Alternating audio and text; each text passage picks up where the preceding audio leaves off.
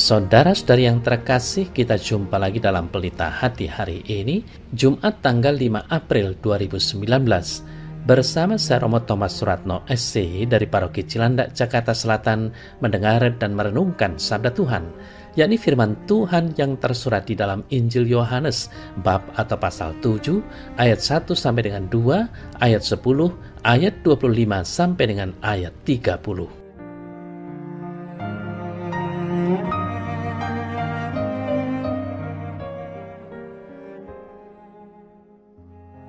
Yesus berjalan keliling Galilea.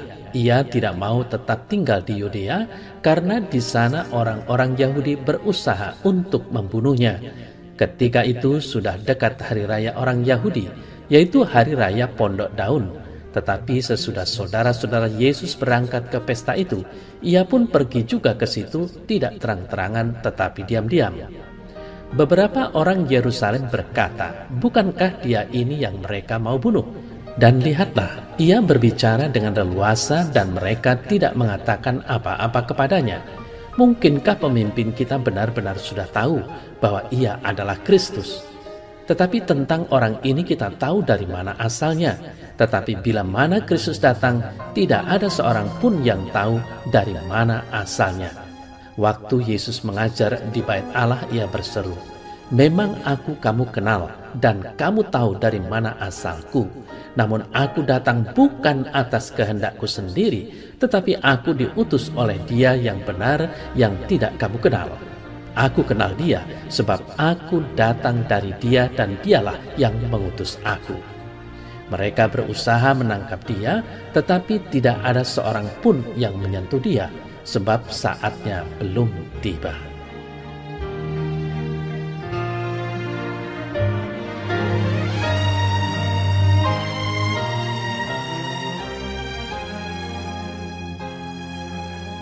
Saudara-saudari yang terkasih, dikisahkan dalam Injil hari ini, orang-orang Yahudi semakin penasaran dan berusaha untuk menangkap dan membunuh Yesus. Mengapa mereka membunuh Yesus yang tidak melakukan kesalahan? Inilah suatu kenyataan yang memprihatinkan. Kitab Kebijaksanaan memberi jawaban atas pertanyaan ini. Dikatakan tentang rancangan orang fasik itu demikian. Marilah kita menghadang orang yang baik, sebab bagi kita dia menjadi gangguan dan menentang pekerjaan kita. Saudara-saudari yang terkasih, orang-orang Yahudi yang ingin membunuh Yesus bukanlah orang fasik, tetapi orang-orang yang gagal melihat pekerjaan baik Yesus sebagai pekerjaan Allah sendiri. Sungguh ironis bahwa Yesus yang mengajarkan keutamaan dan melakukan pekerjaan baik itu justru menjadi batu sandungan bagi mereka.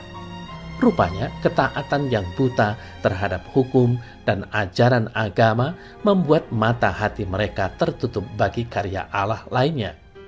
Allah dapat bersabda lewat macam-macam orang dan macam-macam peristiwa. Bahkan tidak harus dia seorang nabi atau melalui peristiwa-peristiwa besar.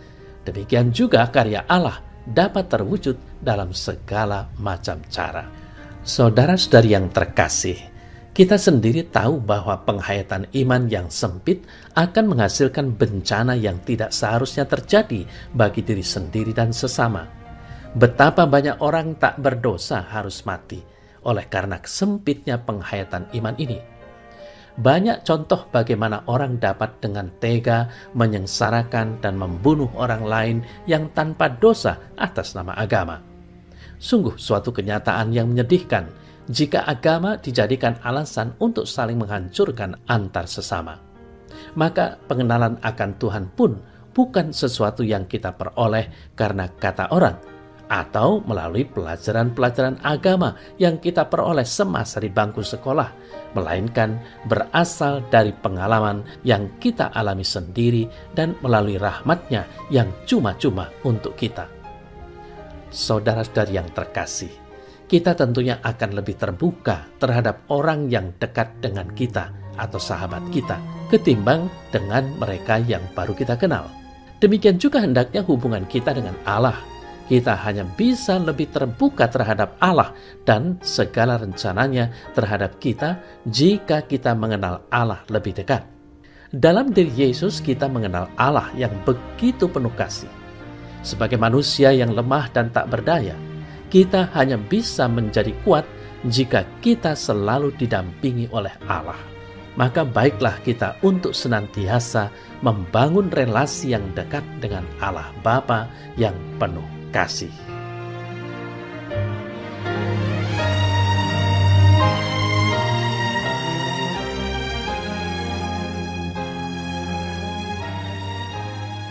Ya Tuhan Yesus, ajarilah aku untuk dapat bersyukur di setiap peristiwa dan pengalaman hidup yang kualami, agar aku semakin merasakan cinta kasih-Mu yang tak terhingga. Amin.